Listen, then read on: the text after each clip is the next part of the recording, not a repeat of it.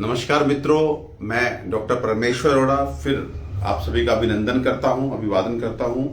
आज के हमारे इस लाइव शो में और हम बात करने वाले हैं डाइजेस्टिव डिसऑर्डर्स के बारे में कि पेट की जितनी तकलीफें होती हैं उसके बारे में बात करने वाले हैं। आप पेट से रिलेटेड जो आपकी समस्याएं हैं, जिसमें गैस है, एसिडिटी है, ये सब आप जो भी आपके सवाल हैं वो पूछना शुरू कीजिए। और कुछ लोग जुड़ चुके हैं हमारे साथ।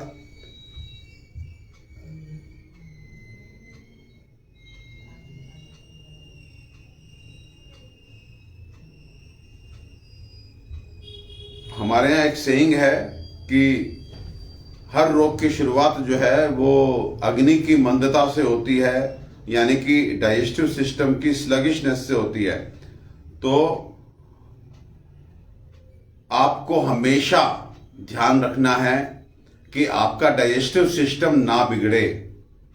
डाइजेस्टिव सिस्टम बिगड़ने के 5 बड़े कारण होते हैं। नंबर 1, दूषित अन्न का खाया जाना। नंबर 2, क्वांटिटी में अधिक आहार का खाया जाना। नंबर 3, गलत कॉम्बिनेशन में आहार का खाया जाना। नंबर 4, गलत समय पर भोजन का किया जाना। और नंबर 5, गलत तरीके से भोजन का किया जाना। ये 5 वो कारण हैं जिनकी वजह से आपका डाइजेस्टिव सिस्टम बिगड़ जाता है, यानी कि आपकी पाचन क्षमता बिगड़ जाती है, यानी कि आपका मेटाबॉलिज्म खराब हो जाता है, यानी कि आपकी अग्नि मंद पड़ जाती है। और जब अग्नि मंद पड़ गई तो उस समय एक सूत्र ध्यान रखिए, एक जनरल प्रिंसिपल ध्यान रखिए कि रोगा सर्वे अपे मंदाग्नियो, यानी कि हर रोग की शुरुआत अग्नि की मंदता से होती है। जब भी अग्नि मंद हो जाएगी आप कमजोर हो जाएंगे, आप बीमार हो जाएंगे। तो वो कोई भी व्यक्ति जो पूर्ण स्वास्थ्य के साथ दीर्घ आयु की कामना करता है उसको अपने अग्नि बल को ध्यान रखना पड़ेगा। अग्नि बल को हमेशा उसको बना करके रखना पड़ेगा। अजीत कौर जुड़ चुकी हैं, आपका अभिनंदन, सत श्री अकाल। साहिल सिंह पूनिया साहब लिख रहे हैं how to increase digestive enzymes. Sahil, पहला सवाल आपका बहुत अच्छा सवाल कि आप डाइजेस्टिव एंजाइम्स को कैसे बढ़ाएं। तो वो कोई भी व्यक्ति जो भोजन से पहले 15 मिनट पहले, आधा घंटा पहले एक छोटा सा अदरक का टुकड़ा, थोड़ा सा सेंधा नमक मिला करके खाता है, उसकी एक तरह से इंटेस्टाइन में डाइजेस्टिव सेक्रेशंस, एंजाइम्स का सेक्रेशन बहुत ही अच्छे से शुरू हो जाता है। नंबर 2, आपका भोजन के साथ 1 कप गर्म पानी सिप सिप करके पीना भी आपके डाइजेस्टिव एंजाइम्स के सेक्रेशन को बढ़ाता है। दिन में 2 बार अजवाइन या सौंफ, जो भी आपको सूट करता है, उनको भी हम कार्मिनेटिव्स बोलते हैं। कार्मिनेटिव्स वो हमारे एक तरह से हर्ब्स होती हैं जो आपके डाइजेस्टिव एंजाइम्स के सेक्रेशन को बढ़ाती हैं। तो अजवाइन और सौंफ में से जो भी आपको सूट करे उसको भी अगर आप दिन में 2 बार 1/4 चम्मच गर्म पानी से फाकी मारें, चबा करके खाएं, तो आपके एंजाइम्स बहुत अच्छे हो जाते हैं। तो साहिल जी, डाइजेस्टिव एंजाइम कैसे बढ़ सकते हैं, आपका डाइजेशन कैसे इंप्रूव कर सकता है, उसके लिए बड़ी बेसिक सी चीजें मैंने आपको बताई हैं। अनीता गहलोत, गैस्ट्रिक प्रॉब्लम रहती है हस्बैंड को। देखिए अनीता जी, गैस्ट्रिक प्रॉब्लम का मतलब है इन जनरल एसिडिटी का रहना, यानी कि चेस्ट में जलन होती है, या ब्लोटिंग होती है, या डकारें आती हैं, या कब्जी रहती है।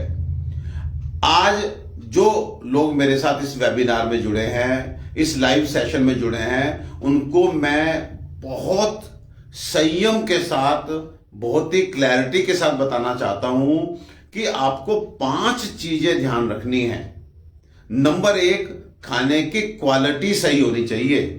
अब क्वालिटी भी 3 लेवल पे आपको चेक करनी है। पहला लेवल है कि आपका खाद्य सामग्री अच्छा हो, गुणवत्त हो। तो आप कोशिश करें कि कहीं से नेचुरल चीजें आपको मिले। दालें ला रहे हैं तो कोशिश कीजिए अनपॉलिश्ड मिले। काली मिर्च मसाले घर में ला रहे हैं तो कोशिश कीजिए कि वो असली हो। आजकल अनफॉर्चुनेटली जीरा, काली मिर्च सब नकली मिलना शुरू हो गया, तो उस लेवल पे भी थोड़ा सा आपको हल्का सा प्रयास करना पड़ेगा सो दैट आपकी चीजें अच्छी आप ले सकें। लेकिन क्वालिटी की बात केवल अच्छी चीजों को प्रोक्योर करने तक ही खत्म नहीं होती। नंबर 2, उसको जितना हो सके प्राकृतिक तरीके से आप बनाइए। आप जानते हैं हमारे खाने की सबसे इंपॉर्टेंट चीज है प्रोटीन।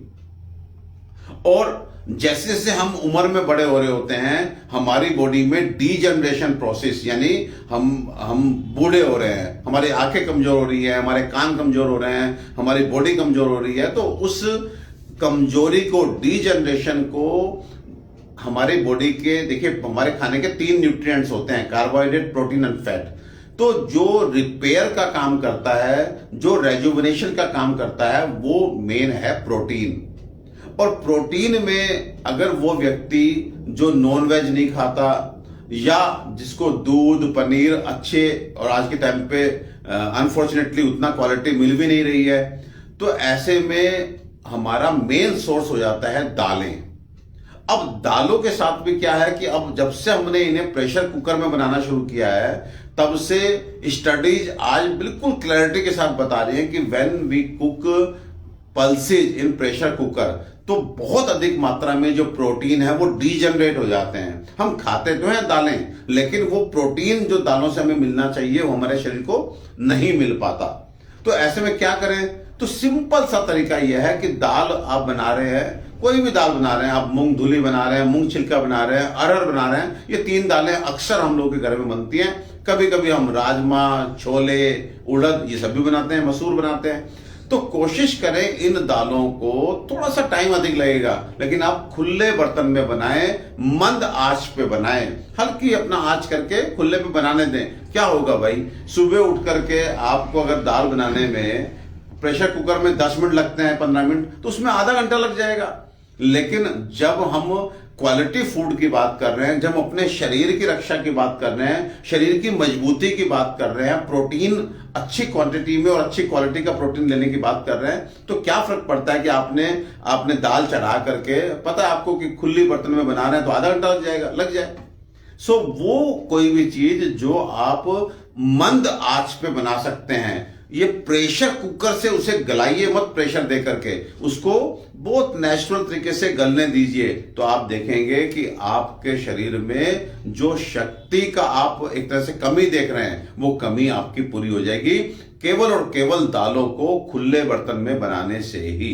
चावल को, दाल को, सब्जी को जितना हो सके, और कम से कम वो मेरी बहनें जो घर में ही हैं, जो जॉब पे नहीं जा रही हैं, जिन पे थोड़ा सा समय है, वो तो आप लोग बहुत कोशिश करते हैं, मेरी बहनें, माताएं बहुत कोशिश करते हैं कि बच्चों को अच्छे से अच्छा खाना दें, हस्बैंड को अच्छे से अच्छा खाना दें। तो अच्छा खाना जो है वो बनाने से भी, किस तरह से आपने बनाया उस पर भी डिपेंड करता है कि वो कितना नरिशिंग है, कितना पोषक है। अब यही बात खत्म नहीं हुई, क्वालिटी की बात अगर आप आगे बढ़ाएं तो तीसरे नंबर पे आता है कि आप उसको कितना स्टोर कर रहे हैं। अगर आपकी आदत यह है कि आपने आटा गूंद करके फ्रिज में रख दिया और बड़े खुश हो रहे हैं कि हमारा फ्रिज तो इतना बड़ा है कि 3 दिन तक हमारी छुट्टी हो गई, तो फिर वो आटा गूंदने से भी छुट्टी हुई है और साथ में उसमें उसके नरिशमेंट की भी छुट्टी हुई है, वो पोषक भी उतना नहीं रहता। और ये आपने फ्रिज में रख करके उसे उस तरह के टेम्परेचर पर रखा कि वो सड़ा नहीं है। लेकिन कोई भी चीज जो फ्रिज में रख दी आपने, सब्जी रख दी, 2-2, 3-3 दिन तक आप खाते रहते हैं, आप दालें रखते हैं, चावल रखते हैं, आटा रखते हैं, ये सब बासी कहलाता है। आयुर्वेद की नजर में ये सब बासी खाना है, ये आपको प्रॉपर नरिशमेंट नहीं देगा, बल्कि जितना बासी खाना है वो वातवर्धक होता है, शरीर में वायु, वात दोष जो है उसको बढ़ाता है, और ये कहीं ना कहीं आपको बीमार करता है। आप सोचिए आज के समय पे जब सो कॉल्ड दिखने में हम बहुत अच्छी अच्छी चीजें खा रहे हैं, साफ सुथरी चीजें खा रहे हैं, हाथ धो के खा रहे हैं, सब पूरा हाइजीन मेंटेन कर रहे हैं, उसके बाद भी क्यों हम अपनी हेल्थ की क्वालिटी को मेंटेन नहीं कर पा रहे, कहां कहां चूक हो रही है? तो उसमें सबसे नंबर 1 पे आता है हम क्वालिटी से कॉम्प्रोमाइज कर रहे हैं। क्वालिटी के भी 3 पक्ष हैं। पहला पक्ष है आप अपने चीजों को किस रूप में प्राप्त किया, वहां पे शायद आपका जोर पूरा ना चल सके, लेकिन वहां भी हम प्रयास करेंगे कि चीजों को शुद्धतम रूप में प्राप्त करें।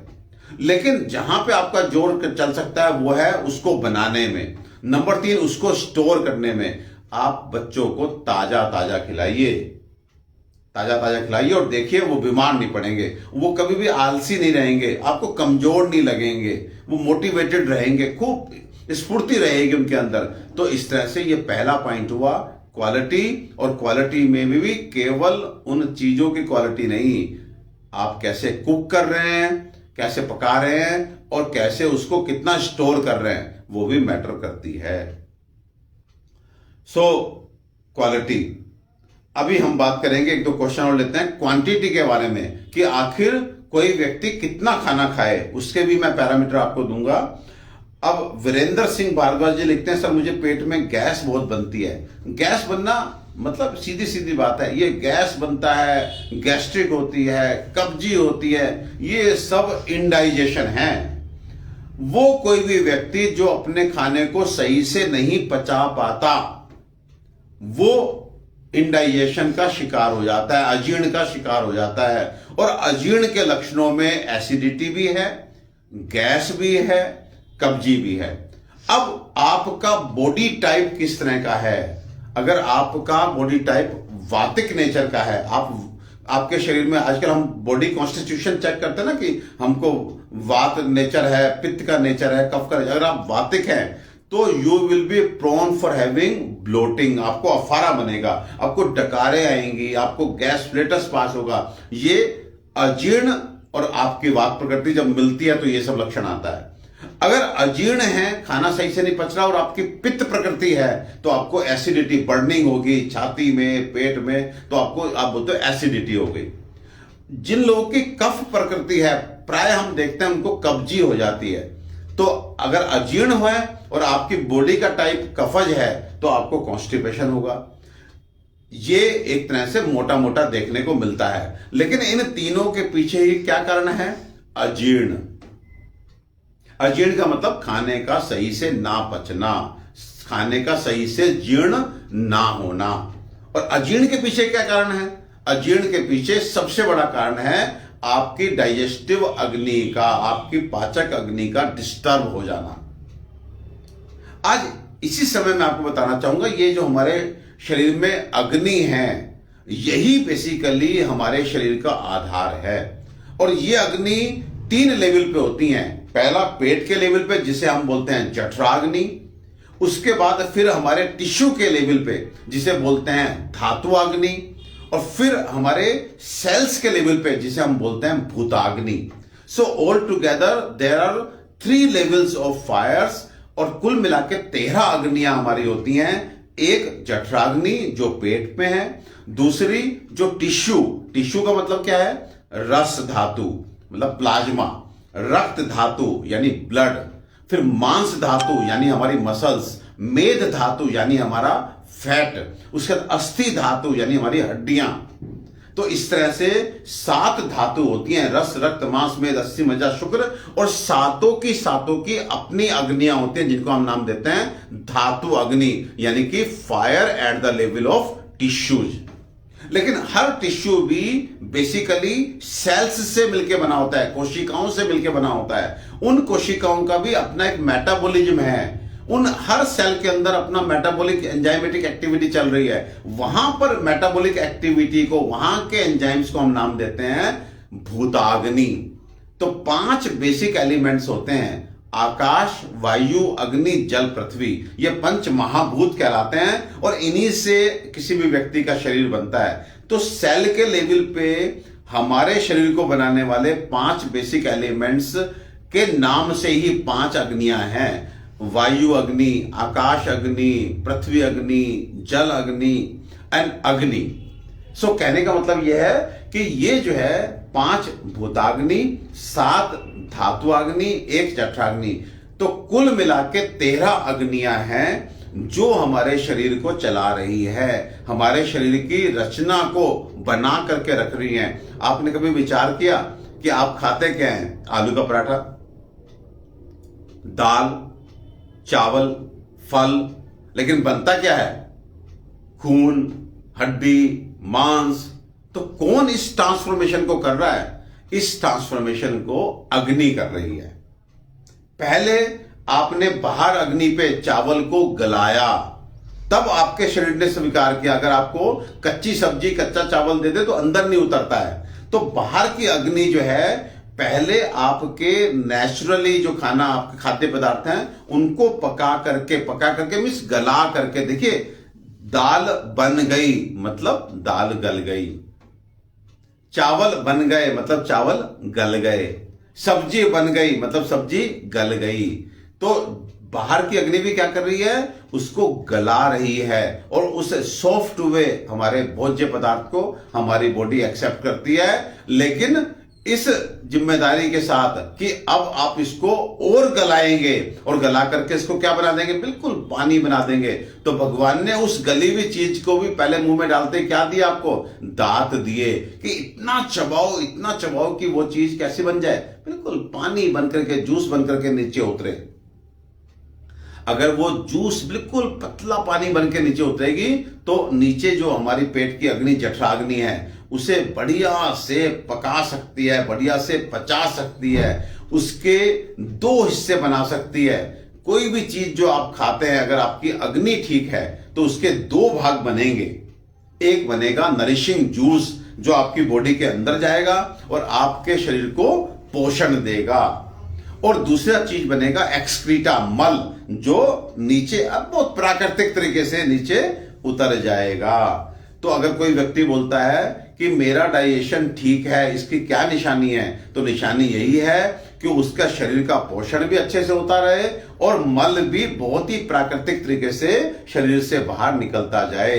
इसे बोलते हैं कि 2 चीजों में अन्न का डिफरेंशिएशन हो गया, अन्न बट गया अग्नि की क्रिया से, एक पोषक रस और एक एक्सक्रीटा, मल। लेकिन जब कभी भी आपकी अग्नि मंद होगी किसी भी कारण से, तो आपका वो जो बाइफर्केशन है, जो डिवीजन है, वो ठीक से नहीं हो पाएगा, रस भी अच्छा नहीं बनेगा, इसलिए आपके शरीर को पोषण सही नहीं मिलेगा।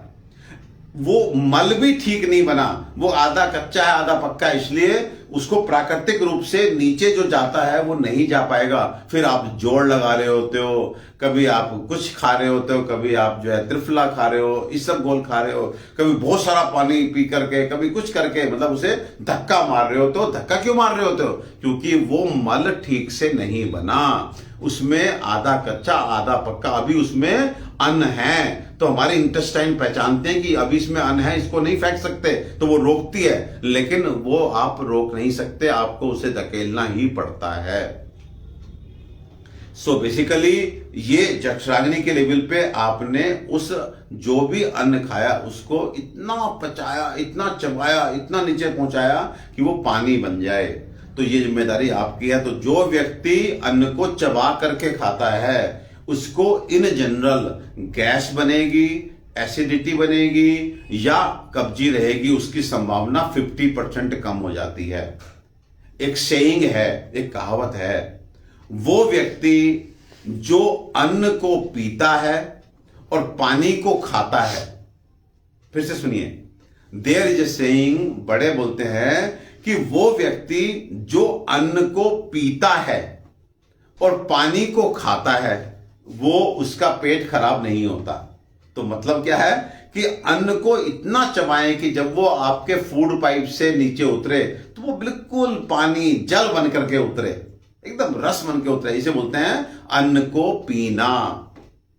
और पानी को खाने का मतलब है कि whenever you are thirsty, आपको प्यास लगी है, एक बार में 1 सिप लीजिए और वापिस से गिलास को आप सामने वाले टेबल पे जरूर रखिए, फिर उठाइए, फिर 1 सिप लीजिए, फिर रखिए, फिर उठाइए, फिर रखिए।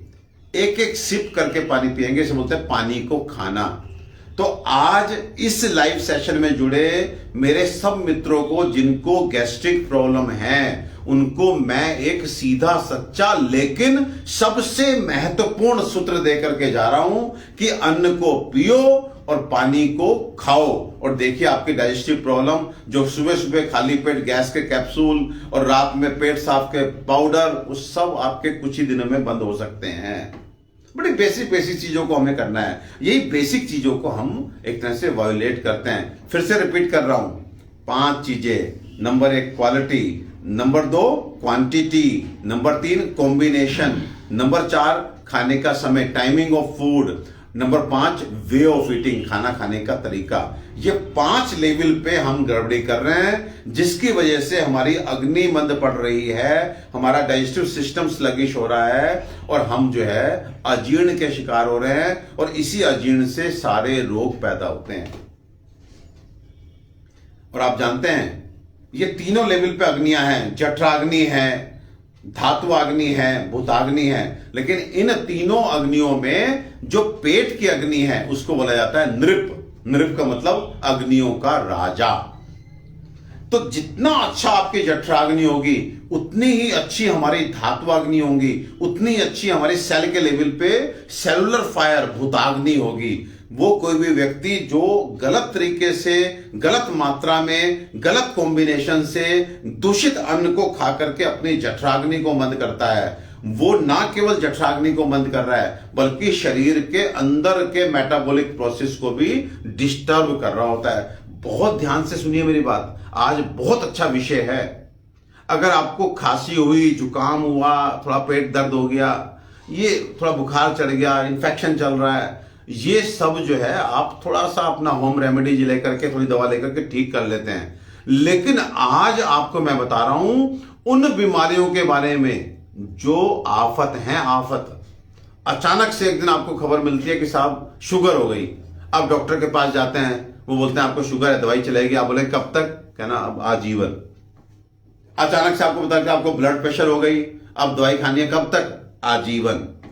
अचानक से एक दिन पता लगता है आपको थायराइड हो गया, डॉक्टर के पास गए, हाँ जी क्या हो गया? थायराइड, दवाई लिखा, कब तक खानी है डॉक्टर साहब? आजीवन। हाँ जी किडनी में दिक्कत आ गई तो अब क्या? किडनी ट्रांसप्लांट करो। अजी लीवर में सिरोसिस हो गया, अब क्या? लीवर ट्रांसप्लांट करो। हार्ट में ब्लॉकेज हो गया तो क्या करें जी? स्टंट डलवाओ, नहीं तो बाईपास कराओ। ये सब आफतें क्यों आती हैं? ये सब आप डॉक्टर से पूछते रहते हैं, अरे मेरी किडनी क्यों खराब हुई डॉक्टर साहब, मेरा लीवर क्यों खराब हुआ, मैं तो शराब नहीं पीता, मैं तो ये नहीं करता, मैं ये नहीं करता।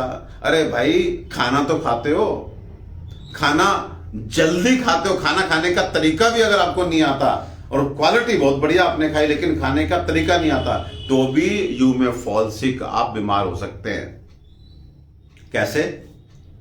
ऐसे, बहुत ध्यान से सुनिए।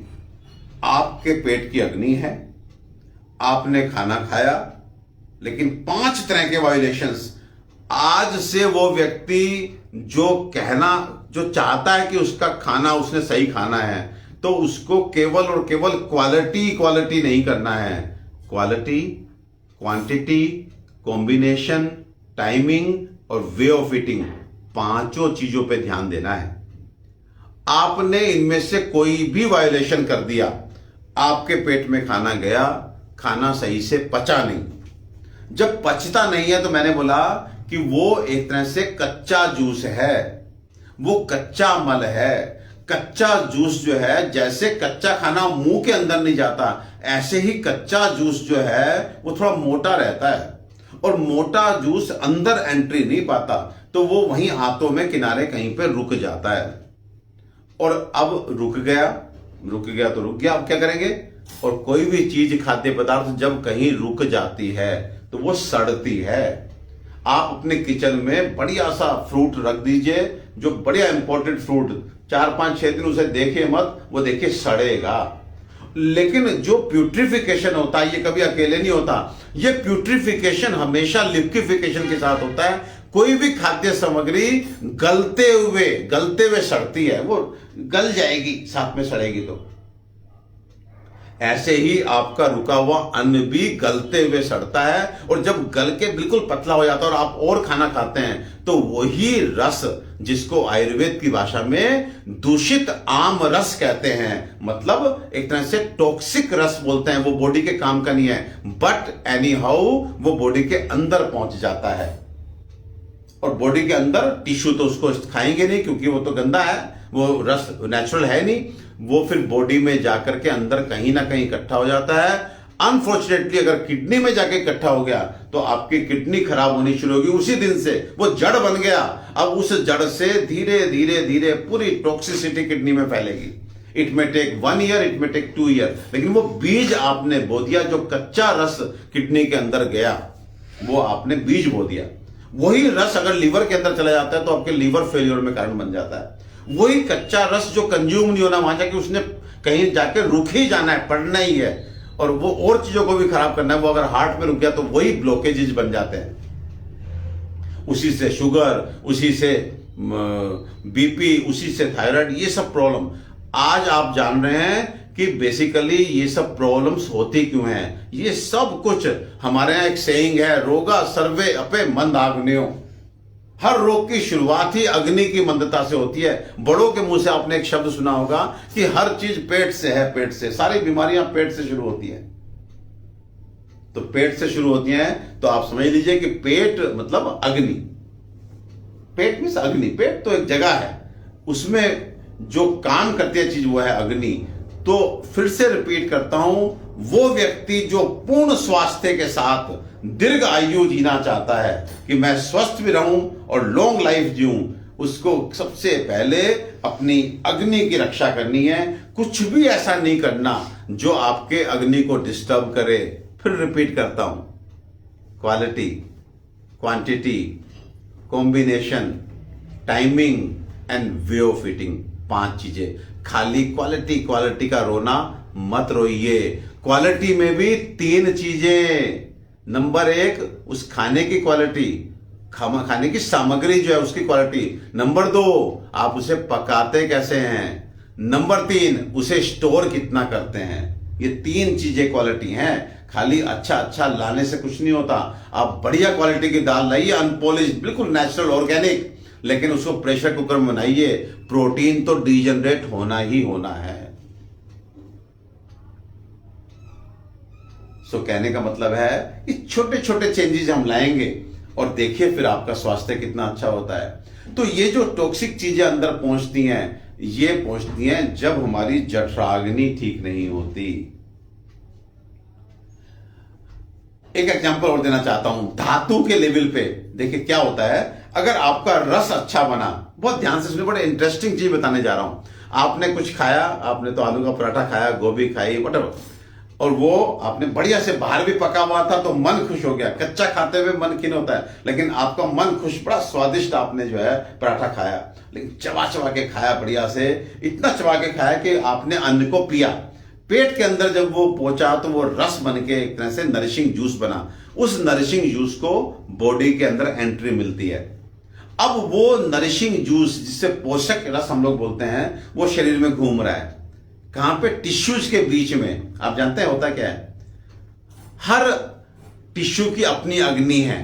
7 टिश्यू हैं, रस, रक्त, मांस, मेद, अस्थि, मज्जा, शुक्र, और 7 ही अग्नियां हैं। तो रस अग्नि उस पोषक रस को उठा के पकाती है और रस प्लाज्मा बनाती है। रक्त अग्नि उसी रस को उठाती है, पकाती है और रक्त बनाती है। अस्थ अग्नि, अस्थि अग्नि जो है वो उसे उठाती है और पकाती है, अस्थि बनाती है। मांस अग्नि उसी को उठाती है और पकाती है और मांस अग्नि। ये जो ट्रांसफॉर्मेशन हो रहा है, देखिए, रस से हड्डी बनना, रस से खून बनना, रस से मांस बनना, ये है transformation. And this transformation is taking place at the tissue level. कैसे हो रहा है?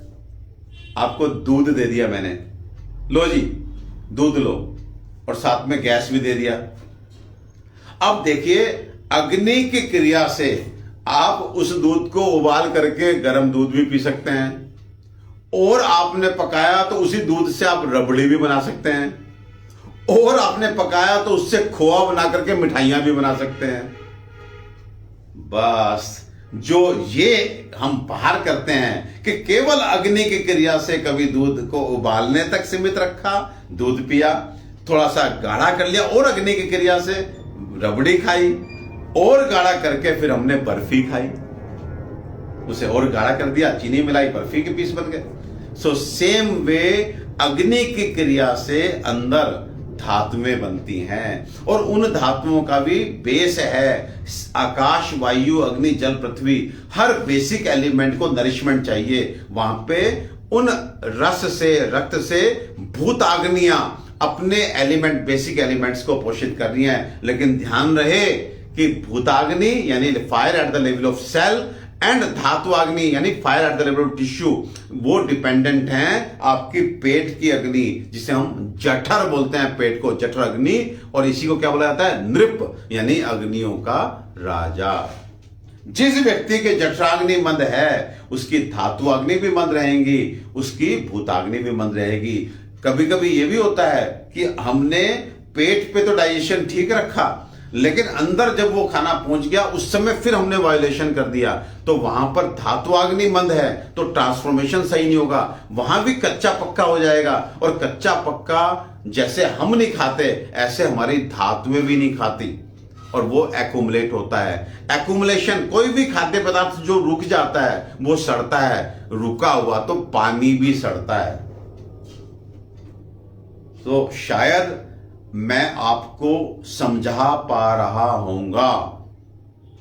आप अगर पूरा दिमाग लगाएंगे तो आज वो चर्चा हो रही है कि आखिर क्यों हमें वो बीमारियां होती हैं कि जिनके बारे में डॉक्टर्स तक हमें नहीं बता पाते कि कारण क्या है। वो केवल इलाज करते हैं आपको अंदर टॉक्सिक चीज पहुंच गई, उसी टॉक्सिक चीज को हम लोग एंटीजन बोलते हैं।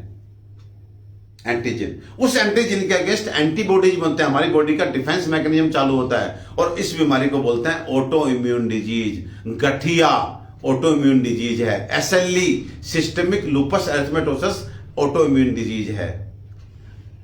बहुत सारी किडनी की प्रॉब्लम ऑटो इम्यून होती हैं, बहुत सारी लीवर की प्रॉब्लम ऑटो इम्यून होती हैं। और अब आपसे कोई पूछे ऑटो इम्यून क्यों होती है तो एटलीस्ट डॉक्टर नहीं बता पाएंगे, लेकिन आप बता पाएंगे कि हमारे शरीर में कच्चा रस पहुंच गया, जिसको आयुर्वेद की भाषा में आम रस बोलते हैं, वो अंदर एज ए टॉक्सिक काम कर रहा है। उसी टॉक्सिक एलिमेंट को एंटीजन बोला जाता है आज के वैज्ञानिकों द्वारा।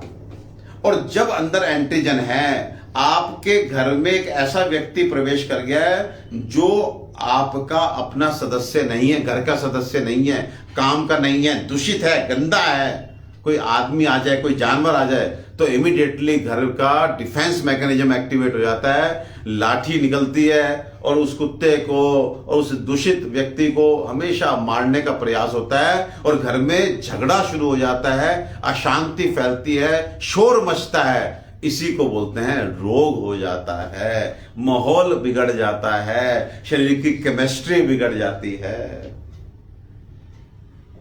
और अगर वो जो दूषित आदमी अंदर घुसा है वो तकड़ा है तो बस झगड़ा ही चलता रहता है, वो निकलता नहीं है। सेम वे अगर वो टॉक्सिक चीज बहुत अधिक है उसको भी निकालने के लिए हम चर्चा करेंगे। जो हम फास्टिंग करते हैं बेसिकली वो भी अपनी फायर को हम स्पेयर करते हैं कि फायर स्पेयर हो, नया खाना ना खाएं तो वो बचे हुए कहीं कहीं जो चीज पड़ी है, कच्चा कच्चा है तो उसे खा ले। अरे भाई एक दाल कच्ची रह गई, आपके पास गैस है, उस पर 2 ही बर्नर हैं, आपने तो ऑर्डर दे दिया कि मेरे को रबड़ी भी बना के दो, एक तरफ मेरे को 5 मिनट में मेरे को दाल भी चाहिए, चावल थोड़े से कच्चे रह गए। वो चावल तो देखिए दोबारा तब पकेंगे जब एक गैस तो खाली छोड़ना पड़ेगा आपको, एक बर्नर तो, या तो रबड़ी फिर बाद में खाना। अगर उस चावल को आपने पकाना है वापिस से, जो थोड़ा सा कच्चा रह गया उसे कुछ नहीं करना, थोड़ा सा पानी मिलाइए, फिर से गैस पे रख दीजिए, 5 मिनट बाद देखिए वो जो कच्चा था वो पक जाएगा और आप उसका बढ़िया से खाइए उसको। लेकिन आप तभी उसको वापस से पका पाएंगे ना जब जो दोनों, एक तरफ रबड़ी बन रही है एक तरफ दाल बन रही है, उनमें से किसी एक को तो हटाएंगे। तो सेम वे जो आप किचन में करते हैं वही सब हमारे शरीर में करना है। आप जब खाने को, नए खाने को शरीर को नहीं देंगे तभी तो अग्नि जहां जहां कच्चा उसे पका करके खत्म करेगी। और अगर आपने ये मौका अग्नि को नहीं दिया तो फिर वो कच्चा सड़ जाएगा और सड़ करके फिर वो गीला होकर के रस बन करके बॉडी के अंदर चला जाएगा। फिर आप पूछते रहेंगे क्यों हुई बीमारी, और डॉक्टर भी कहेगा पता नहीं। ये तो आयुर्वेद अपने आप में ऐसा एक लिटरेचर है जो आपको बीमारी के रूट कोज की बात करता है। तो ये तो विषय बहुत ही बढ़िया है और मुझे बड़ा आनंद आ रहा है बोलते हुए, आपको बताते हुए। मुझे लग रहा है कि आपको सुनते हुए भी आनंद आ रहा होगा।